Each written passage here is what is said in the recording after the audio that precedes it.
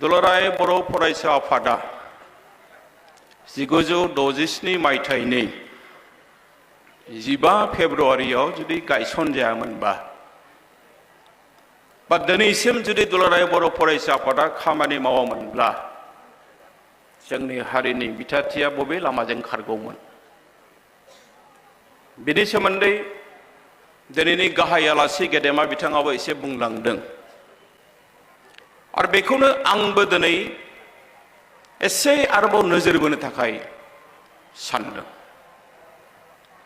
जों मालाबा समाव बुंनो नागिरो जे दुलाराय बर' फरायसा आफादा बेखौ मानो खालामदों, दुलाराय बर' फरायसा आफादा बेयाव मानो हाबदों, बे खामानिया दुलाराय बर' फरायसा आफादनिमोन नामा, बायदिसिना बाथ्राखौ जों मालाबा समाव बुङो। नाथाय रायजो राजा नोंथांमोना मालाबा सानदोंना जे सरकारनि जि खामानि, बे सरकारनि खामानि दामानिया जेब्लायबो बर' हारिनि मोननै आफादखौ नोजोर होयो। बे मोननै आफादा जाबाय, जोंहा दहाय दिल्लीनिफ्राय फैनाय जोंनि मानिजाथाव आलासि बिथाङाबो बुंदों, प्रफेसर रमेश बरदस बिथाङाबो बुंदों जे बर' हारियाव मोननै आफाद, एबसु आरो बड' साहित्य सभा। बेवहाय मालाबा समाव सरकारा ओरैबायदि डिसिसन लानो सिन्था खालामो, नाथाय बिथांमोना सानफिननो गोनां जायो, बिथांमोननि गेजेराव ओरैबायदि सावरायनो गोनां जायो। आं हारसावनो बुंनोसै যে ঠিক আছে তেওঁলোককতো আমি মনাব পাৰিম, সিহঁতকতো আমি মনাব পাৰিম, কিন্তু বড়োসকলৰ মাজত দুটা সংগঠন আছে, এই দুটা সংগঠনক আমি কেনেকৈ মনাব পাৰিম, কোনে মনাব? बे मोननै आफादानो जाबाय बर' थुनलाइ आफाद आरो दुलाराय बर' फरायसा आफाद। आरो बेनिखायनो दिनै बर' हारिया नैबे बिथाथियाव सौफैदों। रायजो राजा नोंथांमोन, दिनै बर' हारिया बुहुमनि गेजेरावनो सिनायजानाय मोनसे बिथाथियाव सौफैबाय। जोंनि राव, जोंनि थुनलाइ, जोंनि हारिमु, जोंनि थामोनथा, दिनै बेखौ लानानै जों आवगायबाय थादों। बुहुमा दिनै गोमोदों जे बर' हारिया 1952 मायथाइयाव बर' थुनलाइ आफाद जोनोम जानायनि उननिफ्राय जों दिनैनि दिनाव जुदि बे 74 बोसोरनि गेजेरावनो बेसेबां आवगायदों बेखौ नायोब्ला, हिसाब निकास खालामब्ला जों नुगोन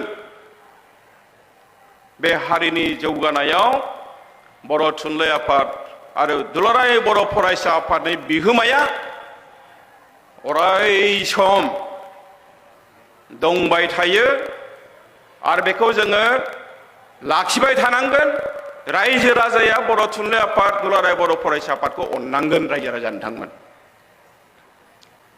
सोरबा सोरबा गावनि सार्थआव गोबां खोथा बुंनो हागौ, नाथाय दुलाराय बर' फरायसा आफाद बायदि आफादा दिनै मा खामानिखौ मावाखै नोंथांमोना साननानै नाय। रायजो राजा नोंथांमोन, हारिनि अलखद समाव नोंथांमोना रायजो राजाया बबे आफादखौ मोनदों? बर' थुनलाइ आफाद, बर' फरायसा आफादखौ अराय सम मोनदों। बर' थुनलाइ आफादा जों मालाबा मावनो हास्लाबावाखै, नाथाय दुलाराय बर' फरायसा आफादा जेब्लायबो हारिनि थांनाय थैनाय, राजखान्थि, समाजखान्थि, सोलोंथाइ खान्थि, रांखान्थि, बबे बिथिङाव आखाइ होआखै नोंथांमोना साननानै नाय। दुलाराय बर' फरायसा आफाद गैयामोनब्ला दिनै जोंनि गेजेराव जौ जुवा आड्डा, समाज फोसाबनायनि बेलायाव मा खामानि मावनो गोनां जायाखै। समाजखौ जुदि जोङो जौ जुवाजोंनो जुदि थांहोनांगौ जायोमोनब्ला बड'फानि जि सिमां, बर' हारिखौ मास्टार रेस दानाय, आबुं हारि दानाय, बे सम्भब जागौमोन ना? जानाय नङामोन। बेखायनो दुलाराय बर' फरायसा आफादा बेयो मोनसे फरायसा आफादल' जानानै थायाखै। दुलाराय बर' फरायसा आफादा दिनै बर' हारिनि मोनसे गागि आफाद, जाय गागि आफादखौ जों दिनै माहारि आफाद होननानै बुंनो हायो। बेवहाय रावहाबो सन्देह थानो नाङा। बर' थुनलाइ आफादा जेरै बर' हारिनि माहारि आफाद, बर' फरायसा आफादाबो बर' हारिनि माहारि आफाद। आरो आं दहायनो बुंखादों, जाय खामानिखौ बर' थुनलाइ आफादा मावनो हायाखै, बे खामानिखौ दिनै दुलाराय बर' फरायसा आफादा हाबसोमनानै खामानि मावदों। सरकारा साननो गोनां जादों, बिथांमोना नैथि खेब सानफिननो गोनां जादों जे एबसुआ बा मा बुङो, बर' थुनलाइ आफादा बा मा बुङो। जानो हागौ नोंथांमोना मिथिया। दाख्लैबावै जेब्लानाखि गोलैसोनाय हारिफोरनि जि खाबुखौ जोंनिफ्राय सेनो नागिरदोंमोन, बै समाव आसाम सरकारा ओरैबायदि आवगायबायमोन, जाय आवगायनाया जोंनि हारिनि, जोंनि बे गोलैसोनाय मोन 14 हारिनि थामोनथायाव बिराद गिदिर मोनसे अलखद लाबोबायमोन। दुलाराय बर' फरायसा आफादनि आफादगिरिया मोनसे मेसेजनि गेजेरजों, नोंथांमोना गोबाङानो मिथिया, बिथांमोना बुंनानै लायाखै, दुलाराय बर' फरायसा आफादनि आफादगिरिया मोनसे मेसेजनो जेब्ला आसामनि गिबि मन्थ्रिनो हरो, बिथाङा थाबथानो गोनां जादों रायजो राजा नोंथांमोन। आरो बेनिखायनो जों दिनै बे समाव साबायखर बावनानै आखाइ खबनानै होबायबो। गोरलै बाथ्रा नङा। बेफोर खामानिखौ दुलाराय बर' फरायसा आफादा मावबोदों। हारिनि गारजेन, दिनै बिथांमोना जोंनि फिसा, नाथाय बिथांमोननि खामानिया जोंनि गारजेननि खामानिखौ मावनानै दिनै बिथांमोना दिन्थिबोदों। बर' हारिनि गेजेराव सोलोंथाइनि बिथिङाव जावरिखांनाय लाबोदों। बर' हारिनि समाजखौ फोसाबबोदों। दहाय जोंहा जोंनि गाहाय आलासि बिथाङा बुंलांदों जे दायना दायनि, आरो बेनि अनगायैबो दिनै बर' समाजाव जेरैबायदि मोनसे लामायाव थांदोंमोन, दिल्लीयाव थांनानै सोरजोंबा लांखार जानाय, ट्रेनजों सोरखौबा लांखारनाय, बेफोर खामानिखौ हमथानो गोनां जादों दुलाराय बर' फरायसा आफादा। आरो बेयावबो सोंगोन नामा जे दुलाराय बर' फरायसा आफादा बहाय मानो हाबदों? सोंगोन नामा? बिथांमोननि खामानि मावनायनि थाखायनो दिनै बर' हारिया बुहुमाव सिनाय जादों। जाय बागुरुम्बा मोसानाया दिनै बुहुमनां मुंदांखा जाबाय, चाइना दैली बायदियाव दिनै फोसावदों। 20 कौटिनि बांसिन मानसिया दिनै नायबाय। सुइजारलेण्डनि दाभसआव आसामनि गिबि मन्थ्रिखौ सोंदों जे बे बर'फ्रा माबायदि, दिनै बर'खौ मिथियै रावबो गैला। दुलाराय भारतआ मिथिजोब्बाय। गोदान दिल्लीयाव जेब्लानाखि जोङो 2025 मायथाइयाव बड'लेण्ड महोत्सब जों फाथिहैदोंमोन, 2024 मायथाइयाव भारतनि गाहाय मन्थ्रि बिथाङा गावनि खुगाजों सिमान लादों जे बर' हारिनि जि आब्रुथि, बर' हारिनि जि समायना रमायना हारिमु, बर'फोरनि महर मुस्रि, गाननाय जोमनाय, बिथांनि गोसोखौ देरहानो हाबाय। बिथांनि मेगनजों मोदै गदों।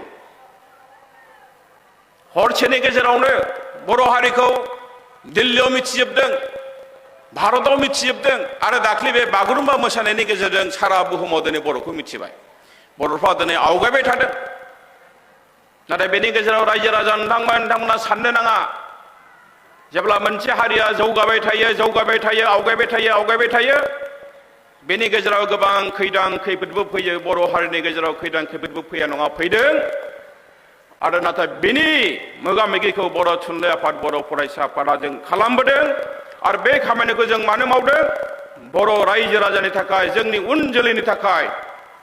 जोंनि उन जोलैया जाहाथे मोजाङै रायजो जालांनो हायो, मोजाङै थांनानै थानो हायो, बेखौ नोजोर होनानै बर' फरायसा आफादा खामानि मावदों, बर' थुनलाइ आफादा खामानि मावदों।